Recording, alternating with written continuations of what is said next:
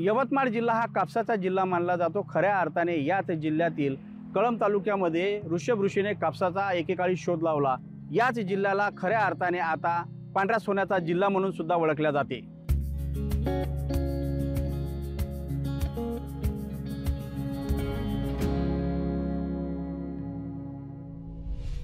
यवतमाळ जिल्हा हा पांढरं सोनं पिकवणारा जिल्हा म्हणून ओळखला जातो। या जिल्ह्यात कळंब येथील ऋषभ मुनी यांनी कापसाचा शोध लावला, परंतु या जिल्ह्यातील शेतकरी नापिकीमुळे आर्थिक संकटात सापडलेत। गेल्या वर्षीच्या तुलनेत यंदा कापसाची लागवड कमी झाली, त्यामुळे यंदा कापसाला चांगला भाव मिळेल अशी अपेक्षा शेतकऱ्यांसह व्यापाऱ्यांना देखील आहे। याच संदर्भातील हा स्पेशल रिपोर्ट। कृषी प्रधान देशात कृषी संस्कृतीमध्ये कापूस वेचण्यापूर्वी कृषी संस्कृतीतील प्रथा परंपरेनुसार शेतामध्ये शीतादही केल्या जातं, त्या मातीला नमन केल्या जातं आणि मग कापूस वेचणीला सुरुवात होते। यवतमाळ जिल्हा हा पांढऱ्या सोन्याचा जिल्हा म्हणून अवघ्या जगामध्ये नावलौकिक आहे आणि याच जिल्ह्यामध्ये हे जगाची इबरत राखणाऱ्या कापसाचा शोध ऋषभ ऋषींनी लावलेला आहे। चालू खरीप हंगामामध्ये ओला दुष्काळ व अतिवृष्टीच्या दुष्काळाच्या दृष्ट चक्रात हा कापूस उत्पादक शेतकरी सापडलेला आहे। जिल्ह्यामध्ये कापसाची लागवड क्षेत्रामध्ये घट झालेली आहे, उत्पादनामध्ये घट येण्याची शक्यता आहे। आज कापसाला बाजारभाव 7,500 ते 8,000 दरम्यान मिळत आहे। गतवर्षी कापसाला अत्यंत कमी भाव मिळाल्याने शेतकरी हवालदिल झालेला आहे आणि याही वर्षी हे भाव 10,000च्या दरम्यान असावा असा आशावाद कापूस उत्पादक शेतकऱ्यांना आहे आणि केंद्र शासनाने हे भाव स्थिर ठेवण्यासाठी आयात व निर्यातीचे धोरण हे शेतकरीचे हिताचे राबवावे। आज कापूस उत्पादक शेतकरी मरणाच्या दारावर उभा आहे। या शेतकऱ्याला नवीन हंगामापासून मोठ्या आशा आहेत। यवतमाळ जिल्ह्यात सर्वाधिक पीक कापसाचं घेतलं जातं।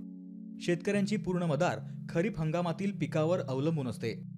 मागील काही वर्षात अतिवृष्टी व ओला दुष्काळ यामुळे शेतकऱ्यांना नापिकीचा सामना करावा लागला। या संकटात सापडलेल्या शेतकऱ्यांवर कर्जाचा ओढा वाढतच चाललाय। गेल्या वर्षी कापूस उत्पादन कमी झालं, त्यातच शेतकऱ्यांच्या मालाला भाव देखील मिळाला नाही। कापसाची शेती तोट्यात आल्याने शेतकरी अन्य पिकाकडे वळलेत। या खरीप हंगामात 10 ते 15% कापूस लागवड कमी झाली आहे। आता सीतादही होऊन कापूस निघतोय, शेतकरी कापूस विक्रीसाठी बाजारात नेतोय। या कापसाला 7,900 ते 8,000 रुपयांचा प्रति क्विंटल भाव मिळतोय।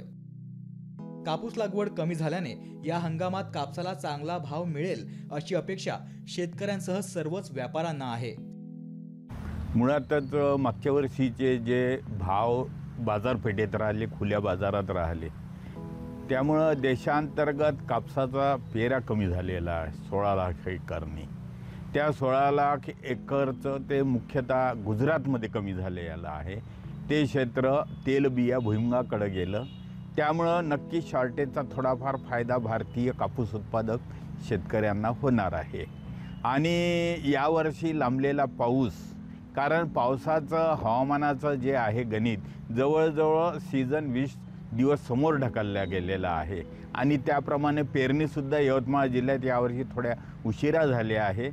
त्यामुळं कापसाचं हार्वेस्टिंगसुद्धा थोडंसं उशिरा होईल। जरी सीतादेवी झालेली आहे यवतमाळ जिल्ह्यात, त्या ड्रीपच्या कापसाच्या आहे आणि कापूस शेतकऱ्याच्या घरात लवकरच येणार आहे आणि जवळपास या कमी पेऱ्यामुळे देशातल्या MSPच्या आसपास शेतकऱ्याला भाव मिळण्याची शक्यता निर्माण झालेली आहे आणि बाजार फार काही खाली किंवा वर जाण्याची शक्यता कमी आहे आणि 8,000च्या आसपास हा भाव राहील। हा एक शेतकरी संघटनेचा कापूस पिकाबद्दलचं जे मला अंदाज आहे ते माझं विश्लेषण आहे। खरीप हंगामात कापूस निघायला सुरुवात झाली आहे, यात सीतादही झाली आहे। यवतमाळ जिल्हा हा पांढऱ्या सोन्याचा जिल्हा आहे। या जिल्ह्यात ऋषभ मुनी यांनी कापसाचा शोध लावला। मागील वर्षी अतिवृष्टीमुळे कापसाचं उत्पन्न जरा घटलंय, त्यातच भाव देखील कमी मिळाला। यातून लागवड खर्च निघू शकला नाही आणि यंदा कापूस लागवड कमी झाल्याने भाव चांगला मिळेल अशी अपेक्षा आता शेतकरी करतायत। शेतकऱ्यांना प्रति क्विंटल 10,000 रुपये भाव मिळायला हवा अशी अपेक्षा आता शेतकऱ्यांना आहे। आपल्या इकडं सध्या तरी नवीन कापूस यायला सुरुवात व्हायची आहे, पण जुन्या कापसाचे भाव जवळपास 79 ते 8,000पर्यंत आहे. आणि कापसाचं यावर्षीचं क्रॉप आत्ता सध्या तरी बरं आहे. पावसामुळे थोडासा उशीर झाला आहे, पण कापसाचे पीक बरं आहे.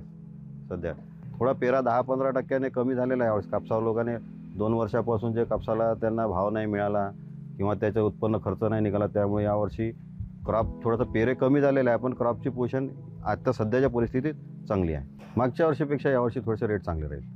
मागच्या वर्षी जवळजवळ 7,000च्या जवळपास कापूस खपला होता, तो यावर्षी साधारणतः 7,500च्या वरच कापसाचे रेट राहील अशा या परिस्थितीत. बाजारात कापूस अजून विक्रीसाठी यायचा आहे.